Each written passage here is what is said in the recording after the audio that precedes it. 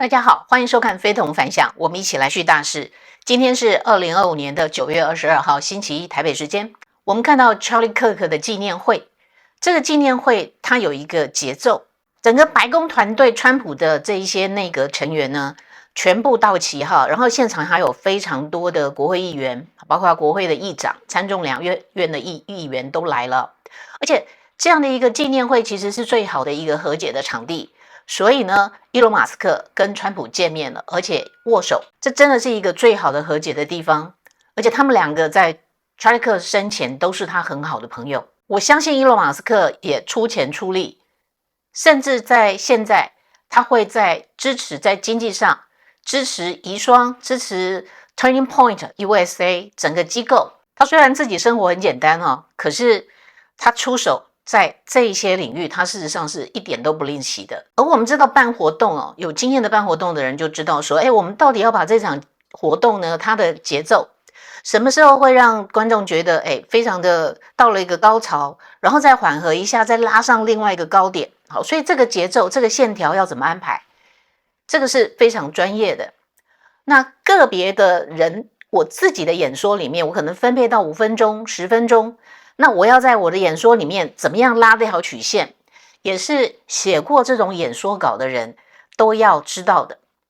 那我们看到小川普呢，他过去的演说或是接受媒体的专访，你可能觉得说有亮点，但我看过那么多场他的演说以及接受媒体的专访，我觉得这一场演说是特别触动的。有一个关键的原因，可能因为是真情流露，所以他一开始就来一个高潮，他爆了一个点，然后学川普讲话，小川普学自己爸爸讲话，他就嘲弄自己啊，过去在社群平台上面常常发一些迷因图啊，然后给自己搞了很大的麻烦。知道他的人都知道，他是一个宁可搞笑，甚至给自己惹来麻烦，他都不会掉一滴泪的人。可是惹得哄堂大笑之后呢，一个转折就碰到了大家的哭点。我们来看他这一段演说。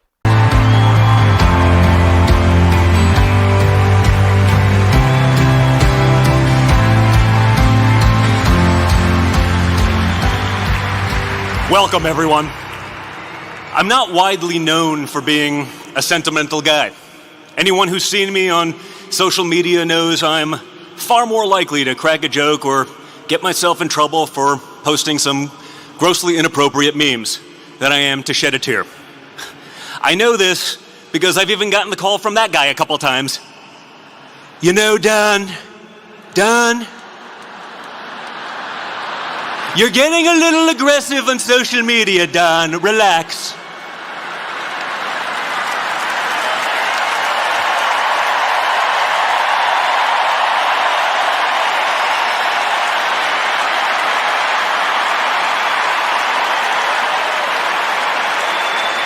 But last week, when I received word that Charlie, who was like a little brother to me, had been assassinated, I was truly devastated.We all were. 所以让大家笑了之后，一转折，他就说，他听到他这样一个人呢，他这么一个有点叛逆性格的人，但是当他听到他的小弟弟查理柯克死了，那一刻他真的崩溃了。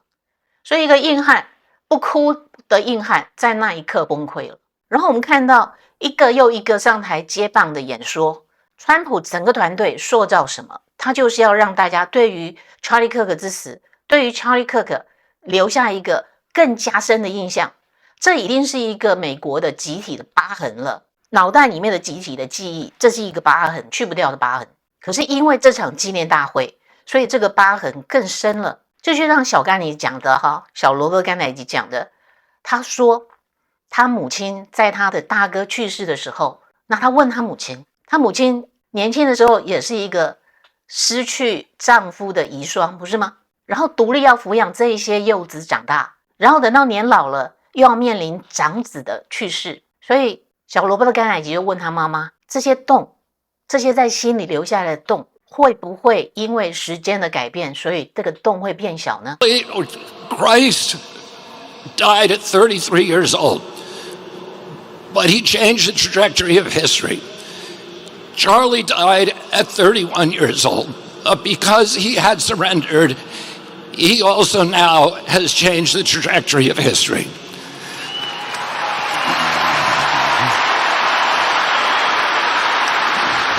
Charlie's other passion was free speech. He understood that the free flow of information was the soil, the water, the sunlight for democracy. He understood democracy's great advantage was that our policies were formed by ideas that had triumphed in a marketplace of debate and conversation. He thought that conversation was the only way to heal our country. And this was particularly important during a technological age when we are all hooked into social rhythms, social algorithms that are hacked into the reptilian cores of our brain and amplify our impulses for tribalism and for division. He felt that the only way to overcome that biological impulse was with a spiritual fire and with developing community, and the only way to develop community was through conversation. And so he always gave the biggest microphone to the people who were most passionately aligned against him, because he believed that we need to talk to each other, and that we needed to be able to say what we mean without saying it mean. A few years ago, my brother David died. And I asked my mother, does the hole that they leave in you when they die, does it ever get any smaller? And she said to me, it never gets any smaller. But our job is to grow ourselves bigger around the hole. And we do that by taking the best qualities, the best, most admirable character traits of the person that died, and integrate them with restraint, with discipline, with practice, into our own character. And in doing that, we make ourselves larger and the whole gets proportionally smaller. But we also give a kind of immortality to the person who left us because their work continues through us. 这个洞不会变小，但是我们要怎么做？我们要让我们的品格变大，相对的这些洞就会变小，多么触动人心。所以这一场的纪念会，它的节奏真的是抓得非常的好。可是我们也看到，川普团队的每一个成员，每一个亮出来，都可以是当总统的这种品格，也具备这样的勇气。所有的一切从演说的能力开始。而我们怎么看待死亡 ？JD 万斯他的演说恰恰呈现了这件事情。怎么看待死亡？冥冥而生，不默而死。He was taken from us by those who despise the virtues that actually made our civilization great to begin with. Dialogue, truth-seeking, family, and faith. In the wake of his death, we have seen some of the very worst parts of humanity. We have watched people slander him. We have watched people justify his murder and celebrate his death. I know that this makes you angry just as it has made me angry. But it is easy in these moments to see only the worst of our fellow man.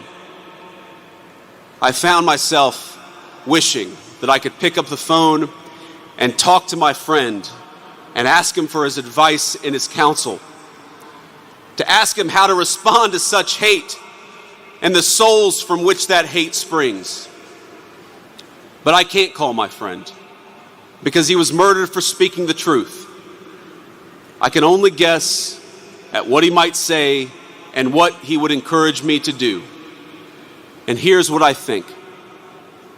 I think he would encourage me to be honest that evil still walks among us, not to ignore it for the sake of a fake kumbaya moment, but to address it head on and honestly as the sickness that it is.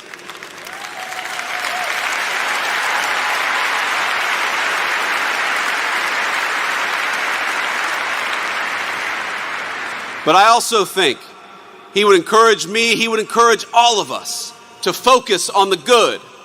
He would encourage us to remember that for every hateful voice celebrating his murder, there are 1,000 people mourning it and fighting for his legacy every single day.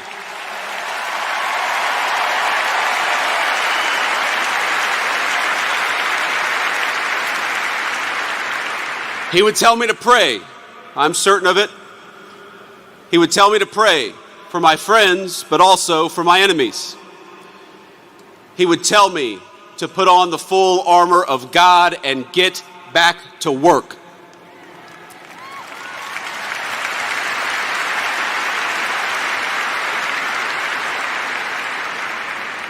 He would tell us to commit ourselves to telling the truth and to fight for that truth each and every single day. He would tell us to talk about God's love and the fact that that love applied everybody across the whole human family. Charlie suffered a terrible fate, my friends. We all know it. We all saw it. But think, it is not the worst fate. It is better to face a gunman than to live your life afraid to speak the truth.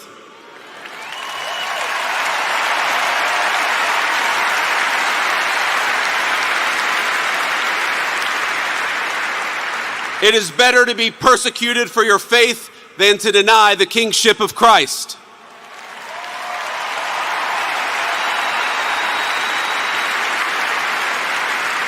It is better to die a young man in this world than to sell your soul for an easy life with no purpose, no risk, no love, and no truth.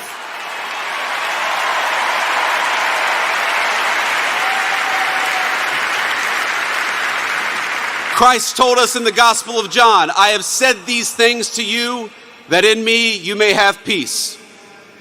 In the world you will have tribulation, but take heart, I have overcome the world.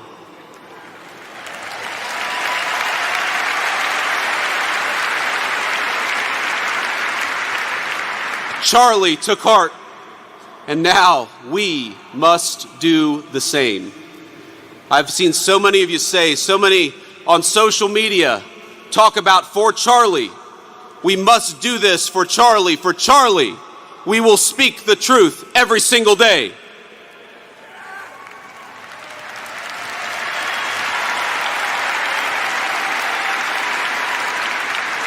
For Charlie, we will rebuild this United States of America to greatness.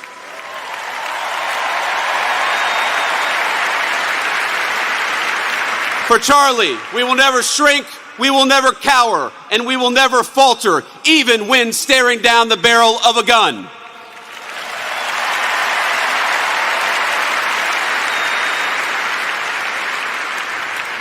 For Charlie, we will remember that it is better to stand on our feet defending the United States of America and defending the truth than it is to die on our knees.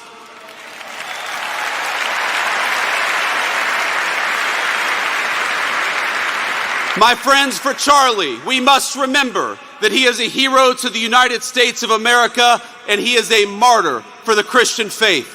May our Heavenly Father give us the courage to live as Charlie lived. That is what we must do for Charlie. You ran a good race, my friend. I love you. We've got it from here. Thank you.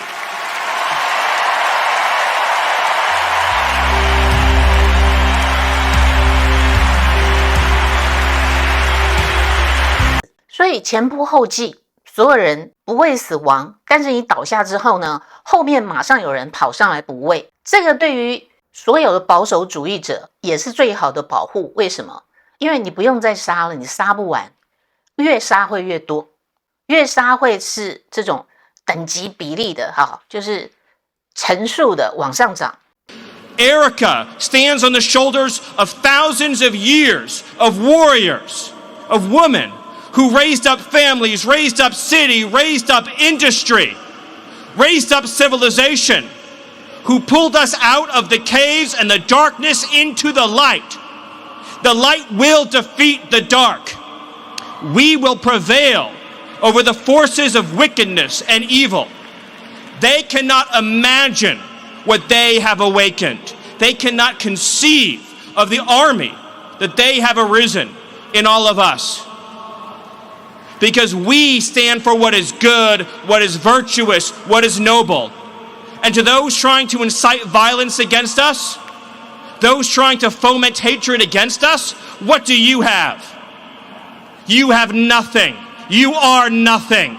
You are wickedness, you are jealousy, you are envy, you are hatred. You are nothing. You can build nothing. You can produce nothing. You can create nothing. We are the ones who build. We are the ones who create. We are the ones who lift up humanity. You thought you could kill Charlie Kirk? You have made him immortal. You have immortalized Charlie Kirk. And now millions will carry on his legacy. And we will devote the rest of our lives to finishing the causes for which Charlie gave his last measure of devotion. You cannot defeat us. You cannot slow us. You cannot stop us. You cannot deter us. We will carry Charlie and Erica in our heart every single day and fight that much harder because of what you did to us. You have no idea the dragon you have awakened.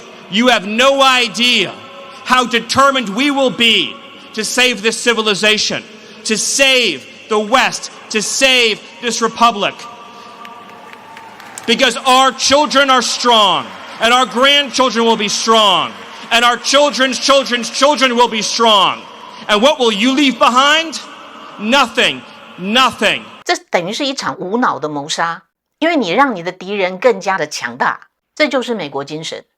美国对于他们的军人，任何一个战士在海外任何一个战场，如果死亡，他们最后一定把他迎接回家，不计代价。查理·克克虽然是一个平民，但是呢，他对于美国的未来，他真的实践了他这个机构叫做 Turning Point USA， 他真的让美国走到了一个转捩点，不会回头了。所以川普除了叙述说查理·克克当时一开始的时候，他如何从他住在父母家里的地下室开始，然后呢，第二年、第三年就住在支持者跟朋友的沙发上，就这样熬了2-3年，然后长达5年的时间，他根本不领薪水。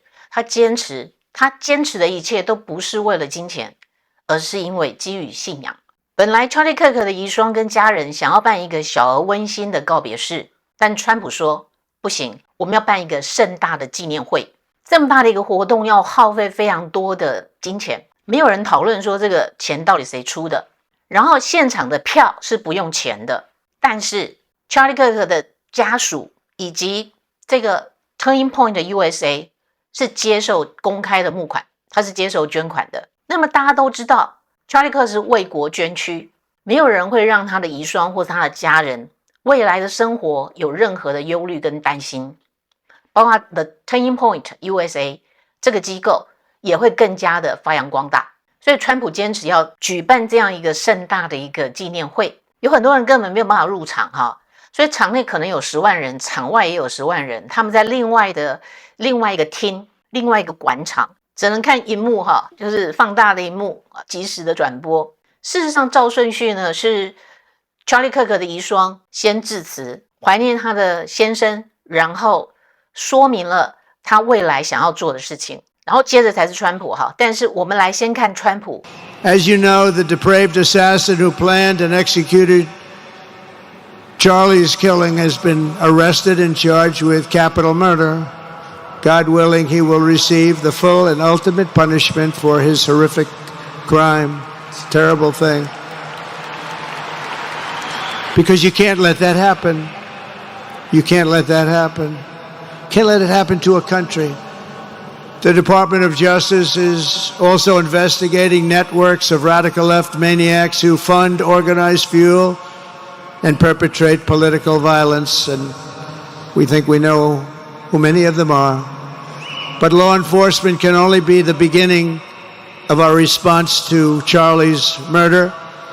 Over the last 11 days, we have heard stories of commentators, influencers, and others in our society who greeted his assassination with sick approval, excuses, or even jubilation. You've heard that. So have I. Couldn't believe it.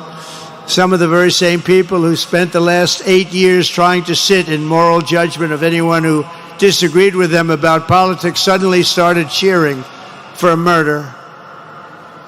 Incredible. You know the names. They're major losers, by the way. That will be proven out in a short period of time. Some of the very people who call you a hater for using the wrong pronoun were filled with glee at the killing of a father with 2 beautiful young children. And the same commentators who this week are screaming fascism over a canceled late-night TV show where the anchor had no talent and no ratings, last week were implying that Charlie Kirk deserved what happened to him. No side in American politics has a monopoly on disturbed or misguided people. But there's one part of our political community which believes they have a monopoly on truth, goodness, and virtue, and concludes they have also a monopoly on power, thought, and speech. Well, that's not happening anymore. We've turned that corner very quickly.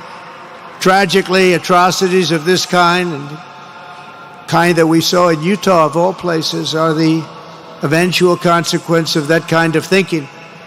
If speech is violence, then some are bound to conclude that violence is justified to stop speech. And we're not going to let that be justified. The tradition of reason and open debate that Charlie practiced is not a pillar of our democracy. In many ways, it's the basis of our entire society. It's the right and inheritance of every free American, the greatest legacy of the Enlightenment, and among the most treasured achievements of civilization. We will defend it at all costs, and we will carry forward the torch of liberty that Charlie Kirk held so proud and so high. He was so proud, and he did hold that torch high. We will never, ever let it fail. We will never let it fail. But we're going to raise it higher than ever before. It's going to be raised, and this is the beginning. Perhaps it should be no surprise that Charlie, who spent his life speaking with the critics of these traditions, ultimately became convinced that we needed not just a political realignment, but also a spiritual reawakening. We did. And we have to bring back religion to America, because without borders, law and order, and religion, you really don't have a country anymore. We want religion brought back to America. We want to bring God back into our beautiful USA like never before. We want God back.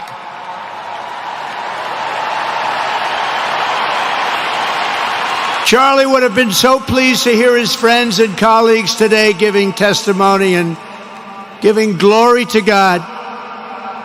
Within minutes of the gunshot in Utah, millions of Americans, young and old, heard the news and dropped to their knees and started praying. Even many who rarely prayed asked God for a miracle. Please, God, save Charlie. But although Charlie's time with us on earth has ended, those prayers for a miracle have already been answered. Look at what's happening. Look at what's happening.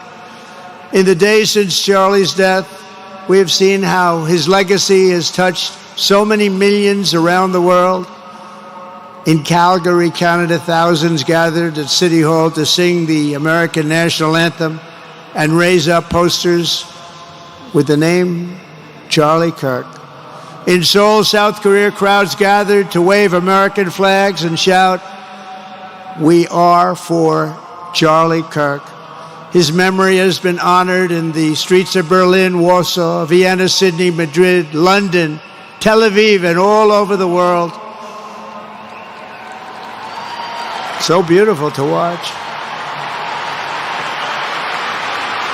A man as far away as rural Australia texted a pastor, "I'm going to come to church tomorrow for the first time ever." The pastor asked, "Why is that?" The man replied, "Because of Charlie Kirk." Can you imagine?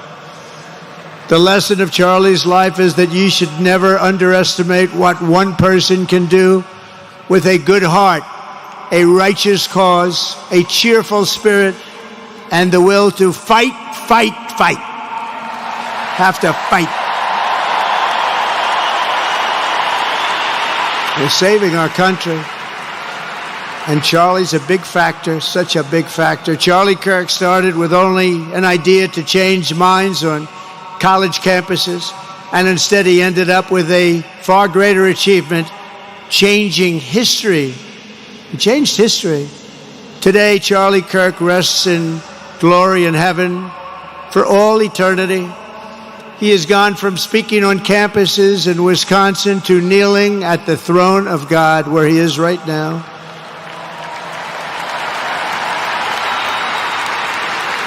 We grieve for the friend and leader that we have lost, but we go forward strengthened by his faith and bolstered by his courage and inspired by his example to defend the country he lived for the freedoms he died for, and the values in which he so deeply believed. He believed in values that we should all believe in. Charlie created something very special. It's called Turning Point USA. And under the leadership and love of Erica, it will become bigger and better and stronger than ever before.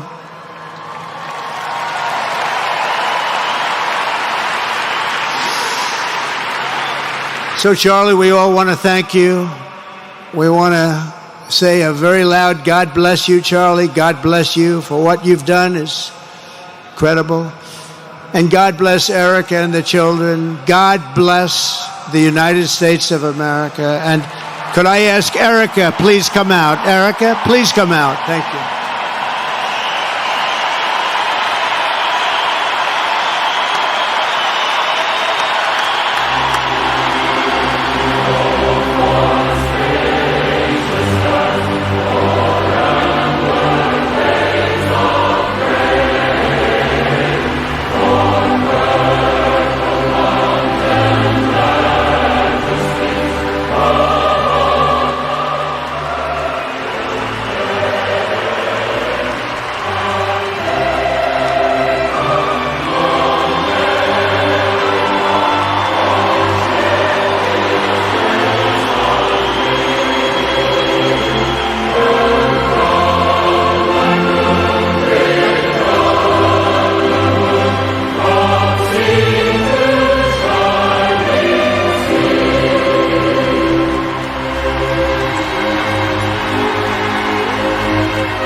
完整的演说呢，我们都贴在平台上面了哈。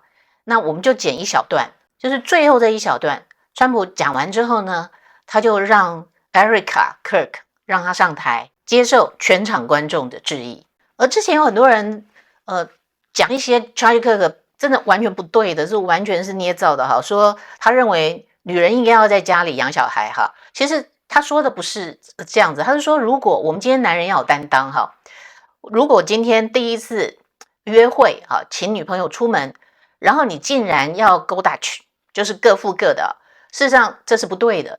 你如果没有钱，你就应该要找一份工作，你不应该让女孩子出钱。而女孩子如果结婚生子之后，她想要留在家里，这个社会应该要让一份工作就可以负担家庭的负担开支，而男人应该要扛起男人应该要扛的责任。让女人可以选择她是不是要留在家里带孩子，这不代表她歧视女性。所以 Charlie Kirk 的遗孀，他其实在他的致辞里面，完整的致辞里面有讲到他们两个之间的小秘密，他们之间如何互动。可是更重要，我觉得应该要跟大家分享的就是他谈到了一个男人应该要怎么样才是男人，而一个女性呢，应该要怎么样才能福音上帝造男造女的时候有他的本质。那我们要如何福音这个本质？ God's love was revealed to me on the very day my husband was murdered. On the afternoon of September 10th, I arrived at a Utah hospital to do the unthinkable, to look directly at my husband's murdered body. I saw the wound that ended his life. I felt everything you would expect to feel. I felt shock. I felt horror. And a level of heartache that I didn't even know existed. But there was something else too. Even in death, I could see the man that I love. I saw the one single gray hair on the side of his head, which I never told him about. Now he knows. Sorry, baby, I'm telling you now, but never told him. Didn't want to. I also saw this. I also saw on his lips the faintest smile. And that told me something important. It revealed to me a great mercy from God in this tragedy. When I saw that, it told me Charlie didn't suffer. Even the doctor told me.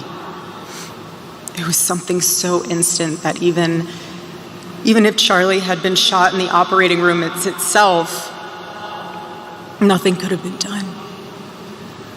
There was no pain, there was no fear, no agony. One moment Charlie was doing what he loved, arguing and debating on campus, fighting for the gospel and truth in front of a big crowd. And then he blinked. He blinked and saw his Savior in paradise.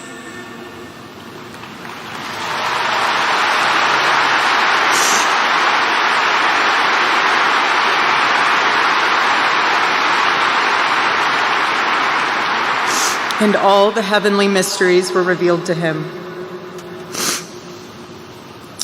God's love continued to be revealed to me in the days that followed.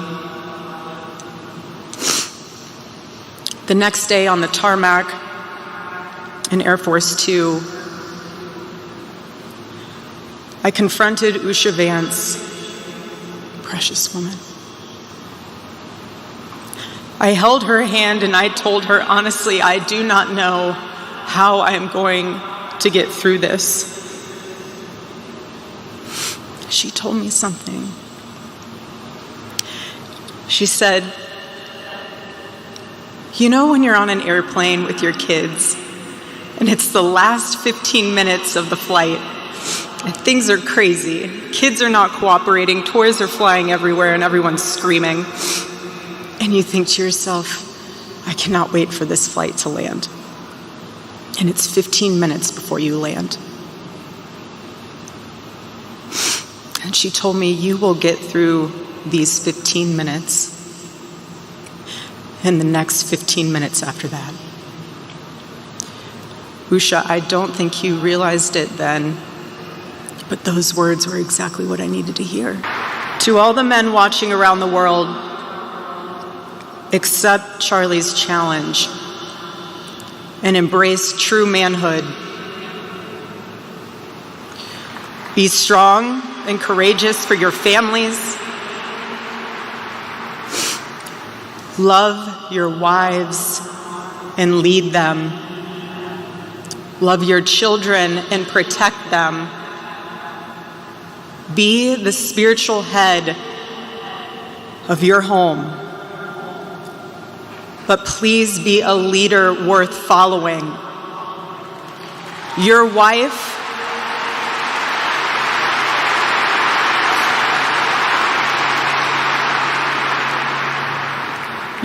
is not your servant. Your wife is not your employee. Your wife is not your slave. She is your helper. You are not rivals. You are one flesh working together for the glory of God.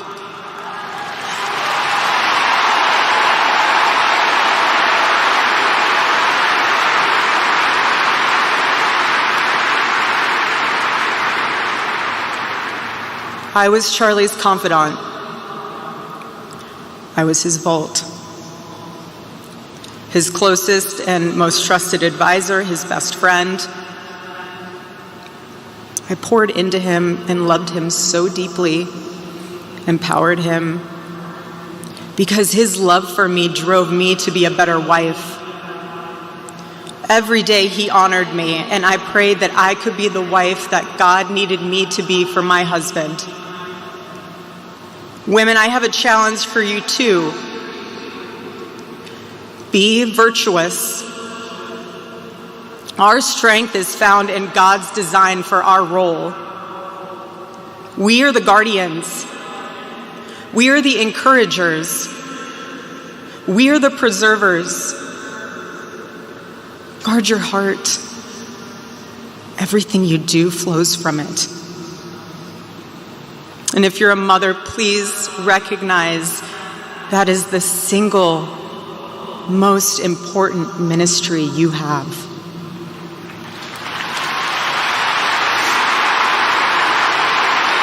And as I stand here now and I look at this beautiful photo of my husband in front of me hanging in the stadium, I think of my husband 13 years ago. I hadn't met him yet. He was 18 years old, a man barely out of high school, running around the halls of the RNC without $1 in his pocket and a single contact in his phone.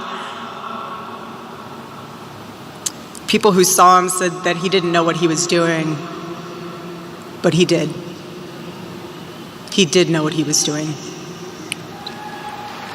He knew exactly what he was doing. He was going to change the world, and he did. Charlie's life was a turning point for this country. It was a miracle. Let that miracle that was Charlie's life be your turning point as well. Choose prayer. Choose courage. Choose beauty. Choose adventure. Choose family. Choose a life of faith. Most importantly, choose Christ. 做好我们应该要做的工作，所以他会继承他先生的遗志哈，然后继续宣扬，继续举办校园的演说、辩论，让大家可以勇于冒险，选择家庭，选择孩子，选择婚姻，选择信仰。川普的团队哈，整个接力赛其实他完成了一个同心圆，就是怎么样铭记 Charlie 柯克，然后让这个接力赛如何一棒一棒的交接下去，战胜无神论的左翼。因为你无神，因为你不婚不育，最后你什么都不会有。所以如果照着顺序来的话，我认为今天这一场纪念会最后讲话的应该是 Rubio， 但实际上他们不是这样安排哈，所以我们最后来看一段 Rubio 的演说。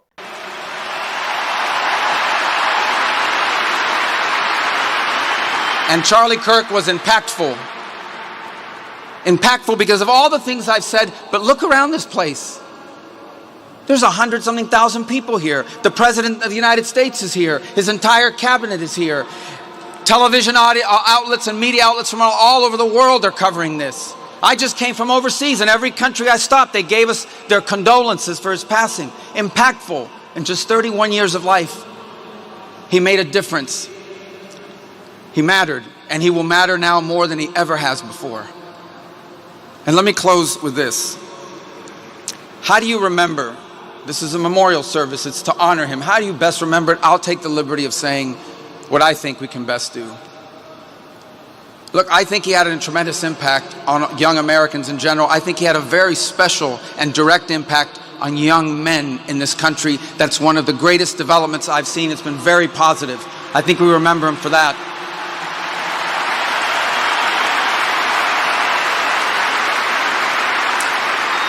I think we remember him for constantly saying, you want to live a productive life, get married, start a family, love your country. These are powerful messages. But I hope many who are watching, I imagine there are people watching here tonight that didn't know much about Charlie Kirk until 11 days ago. Maybe they were disengaged from politics. Maybe they were partially engaged. I hope one of the things they take from this is that the movement Charlie Kirk led and started and gave fuel to was about politics, but not only about politics. It was deeper. It was broader. And I would say that, taking the liberty, but I'm confident he would agree, one of the things he wants us to take away from this, from all of this, is the following. His deep belief that we were all created, every single one of us, before the beginning of time, by the hands of the God of the universe, an all-powerful God, who loved us and created us for the purpose of living with him in eternity. But then sin entered the world and separated us from our Creator. And so God took on the form of a man and came down and lived among us. And he suffered like men. And he died like a man. But on the third day he rose unlike any mortal man.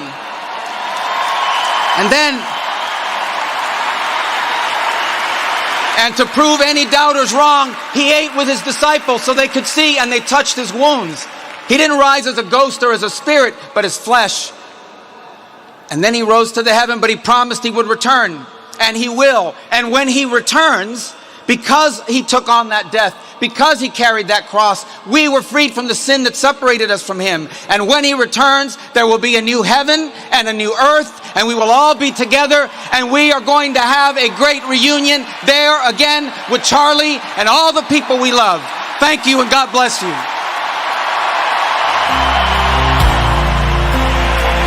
他们非常有信心，最终我们会在天堂见面，然后这个世界呢会建立一个新天新地，新的美国人会活在一个新的美国。他们有这样的信心，所以一棒一棒接下去，从川普，然后再来是 JD 万斯，然后再来是马可·卢比奥。因此，美国的敌人或者是一些在内部捣蛋的左翼，早早看破吧，不要再做无用功了，因为只要有一点常识或是数学加减。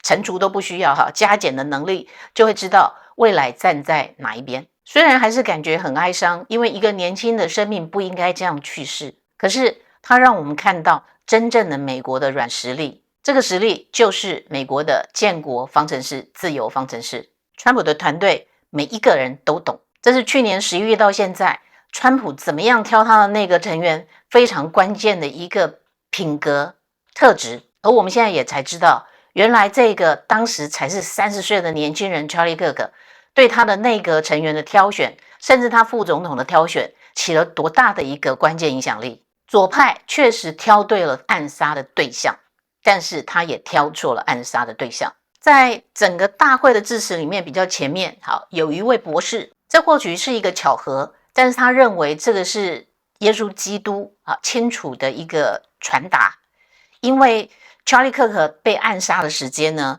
是在中午的12点24分，而约翰福音的12章24节呢，是这样的一个内容：一粒麦子不落在地里死了，仍旧是一粒；若是死了，就结出许多子粒来。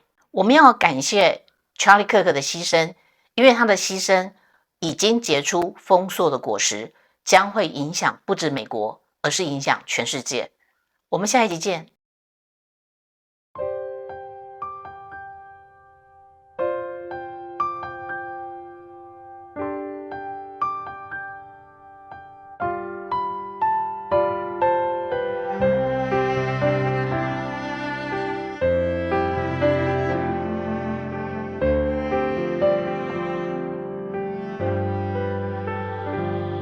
与自由相逢，灰色的天空，偶尔飘着轻轻的风，无声绽放的玫瑰，日与夜穿过门缝，凋零无梦。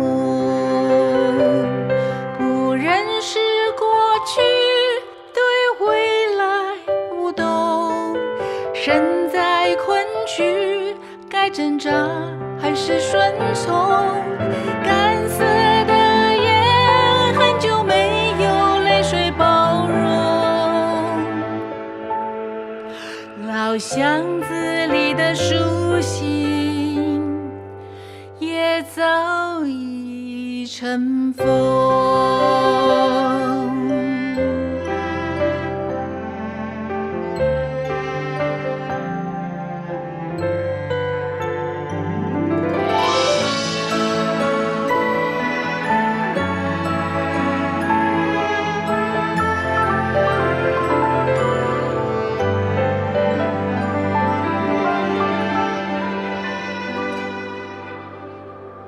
与自由重逢，呼唤的传说，1000年后依然在心中。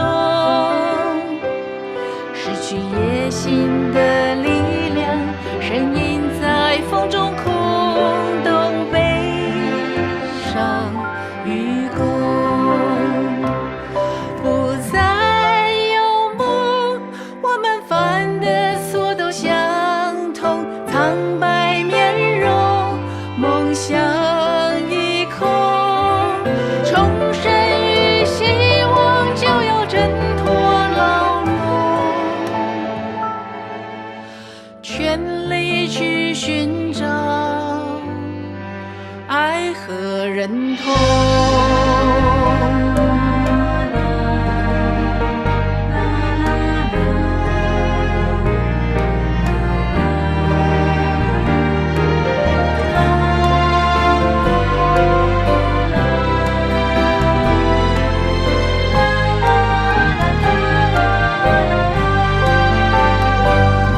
与自由重逢，大海和天空，人翱翔世界大同，迷雾透出阳光，青鸟正在呼唤复活美梦，心的辽阔敲动停摆的钟，快乐不该是挣扎或是顺从，期待那天与你与自由重逢，老箱子装的勇气，老箱子装的勇气，老箱子装的勇气，是全新的我。同温层突破同温层，我是童文勋。